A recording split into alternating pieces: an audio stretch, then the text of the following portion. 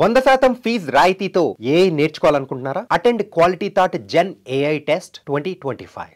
Road ప్రమాదాలు ఇది రోజు రోజుకి చాలా అంటే చాలా ఎక్కువ అయిపోతున్న పరిస్థితి అయితే కనిపిస్తోంది. చాలామంది కూడా అనుకోకుండానే ప్రాణాలు కోల్పోతున్న సిచ్యువేషన్ అయితే కనిపిస్తోంది. కొంతమంది నిర్లక్ష్యం కొంతమంది తప్పు వల్ల మిగతా వాళ్ళు ప్రాణాలు కోల్పోతున్న పరిస్థితులే చాలా ఎక్కువగా కనిపిస్తున్నాయి.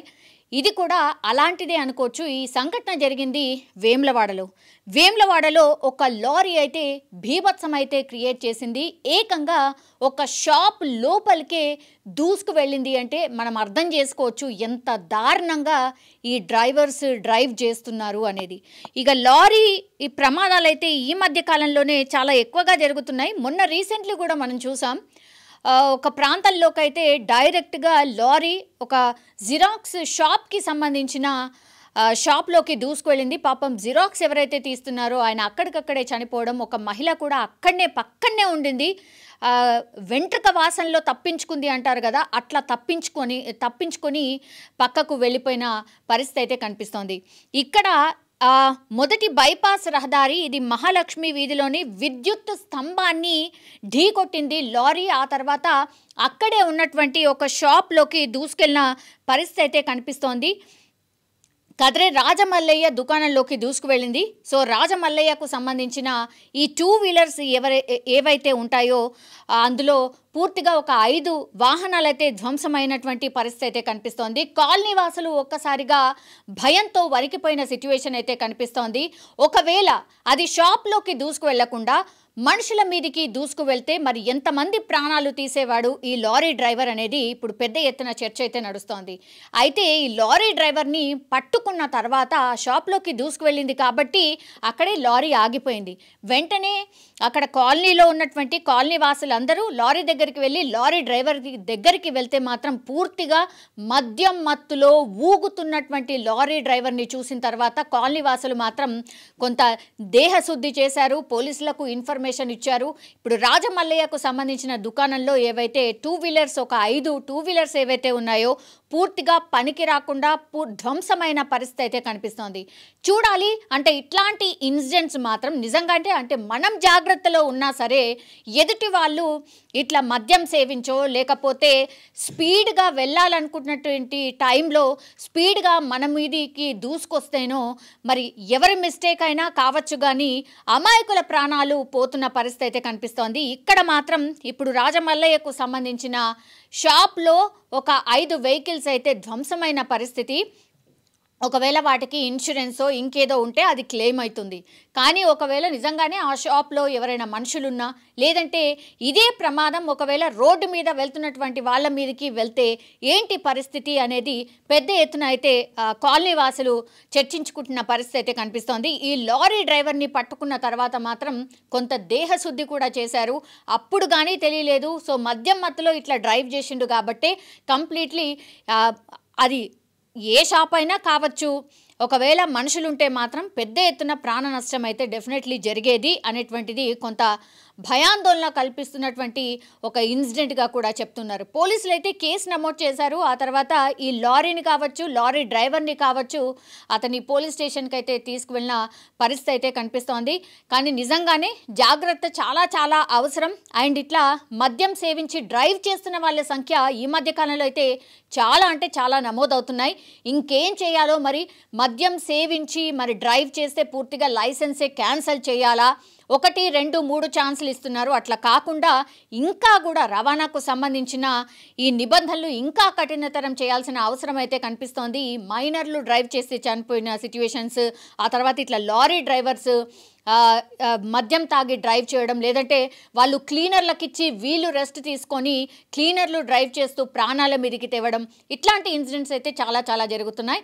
ఇది ఏకంగా వేములవాడలో జరిగినటువంటి ఇన్సిడెంట్తో ఒక్కసారిగా కాలనీ వాసులు అండ్ వేములవాడ ఉలిక్కి పడిన పరిస్థితి అయితే కనిపిస్తోంది.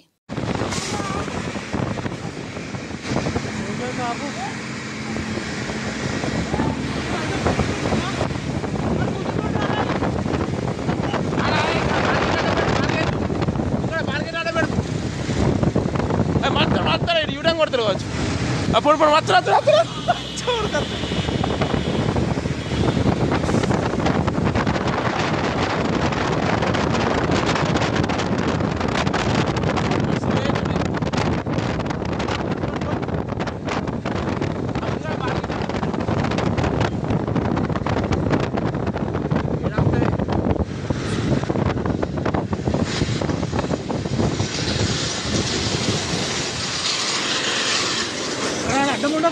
పిచ్చోడు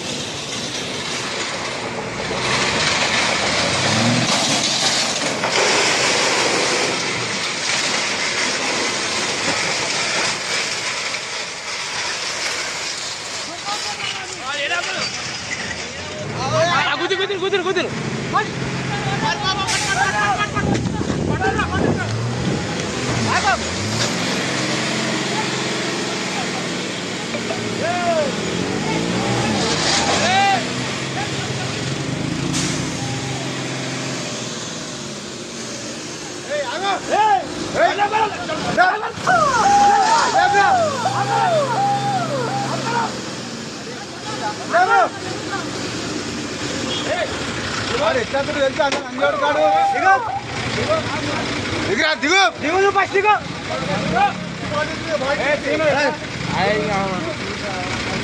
బార్గెన్ ఫోటో బిగొడుతూ పోయిపోయాడు